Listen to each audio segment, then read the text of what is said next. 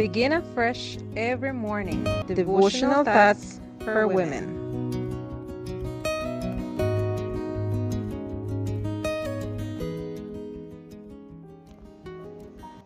Hello, my beloved friends. Today, February 12th, 2023, the title for our topic is called Do Not Treat Others Harshly. The Bible reading is taken from Leviticus chapter 25, verse 43.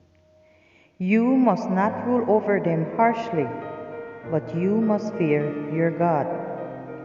Today, we have a text that refers to the treatment of slaves.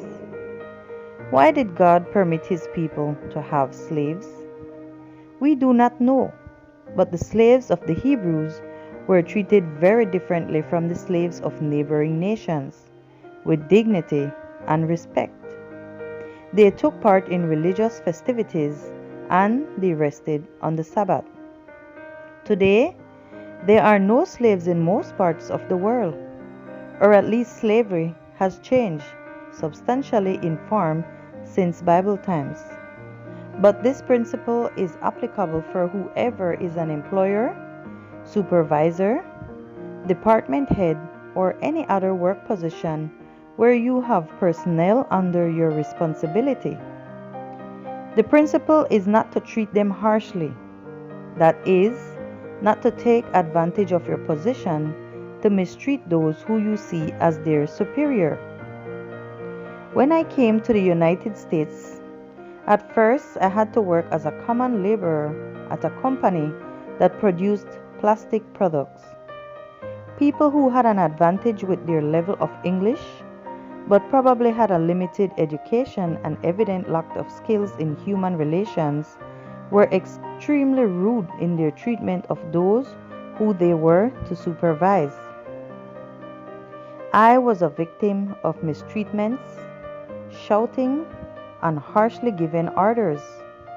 The message was, "Hurry, or you are out of here. You're no good at this." I kept a merciful attitude toward them because I had faith that I would get out of there and would go on with my profession once again. While many of my co-workers would stay in places like that until they retired. With faith and perseverance, little by little, I was able to work my way into a professional position.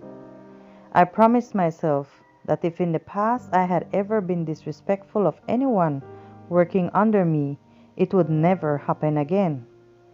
God led me to the supervisor of a Hispanic program where I would interview and supervise employees. By God's grace, my guys, as I call them, even asked me for a blessing when they left my office. This is not placed in the work of the Lord for a leader who conceives it to be his privilege to domineer over his fellow workers and dictate to them. Pray for wisdom to treat each individual as a son or daughter of God. Fulfill your responsibility with humility, as one who is there to serve and to be a role model and not to give orders. Do it in the fear of God. He will reward you. Evaluate today your treatment of others.